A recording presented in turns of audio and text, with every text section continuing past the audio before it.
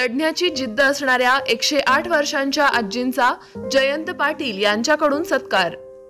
Corona आजाराच्या कहरामुळे भल्या भल्यांना घाम फुटला, मात्र इस्लामपूर शहरातील टकलाई नगर येथील 108 वर्षीय जरीना अब्दुल शेख यांनी कोरोनाला आपल्या जवळपास तर फिरकू दिलेच नाही, उलट लसीचे दोन्ही डोस पूर्ण करून जिद्दीने लढण्याचा एक सामाजिक संदेशही दिला आहे।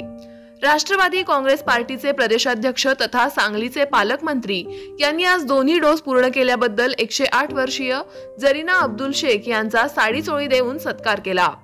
मंत्री जयंत पाटील यांचा आपल्या मतदारसंघातील लोकांसमवेत असलेला ऋणानुबंध हा सर्वश्रुत आहे।